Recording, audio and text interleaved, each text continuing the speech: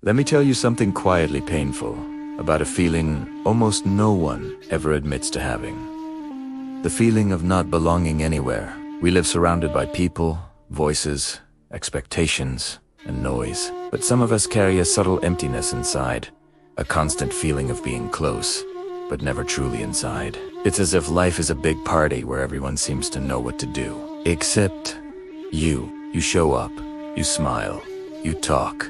But deep down, something whispers, I don't fit in here. And the question is, why? Why do some people, even those who are loved, admired, or even popular, still feel like they don't belong anywhere? Psychology has an explanation. There's a term called identity displacement. This happens when the world around you never quite matched who you truly are on the inside. Maybe you grew up in a place where your voice had no space, where your emotions were seen as too much, or where your sensitivity was treated like a weakness. Maybe you were the quiet child in a loud family, the early adult in an immature home, or the deep thinker in a world that only sees the surface. When this happens, you learn a painful lie very early in life. The way I am doesn't fit anywhere. With time, that feeling becomes a pattern. You want to connect, but you're afraid.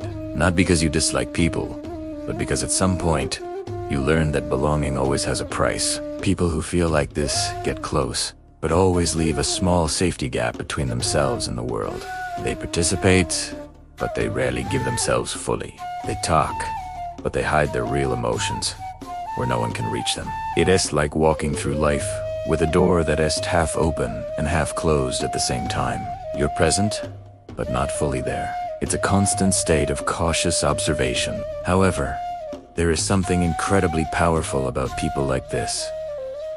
Emotional depth. They notice nuances that others miss. They pick up on subtle changes in tone. They feel micro-expressions.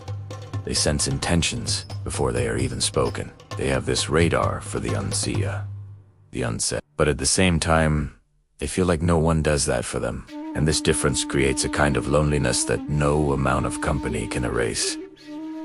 It's an inner loneliness. It's quiet. It's invisible. You can be in a crowded room, laughing and talking, and still feel profoundly alone. In adulthood, this becomes both a skill and a wound. You adapt to any environment with incredible ease. You change your tone, your energy, your posture, often without even noticing you're doing it.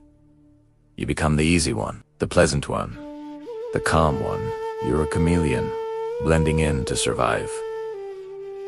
But inside, it feels like you are always using an edited version of yourself, a more acceptable version, lighter, less deep. And it's exhausting. It is absolutely exhausting to belong to many places, but never feel like you truly belong to any of them. It's a constant performance. People like this often carry what psychologists call relational abandonment. This isn't about being physically abandoned. It's an emotional abandonment. It's the experience of giving everything and receiving very little in return. It's listening a lot, but never feeling truly heard. It is adapting so much to others that you rarely understood for who you really are. It's caring deeply for people, but being seen only on the surface. You become the reliable friend, the good listener, the strong one, but who listens to you, who sees past the strength you project. Now, here comes the most important part of this whole thing. People who feel like they don't belong anywhere don't actually lack belonging. What they lack are mirrors. They lack someone who understands their depth, someone who speaks the same emotional language, someone who sees their soul beyond the easy smile, someone who notices what they hide in order to survive.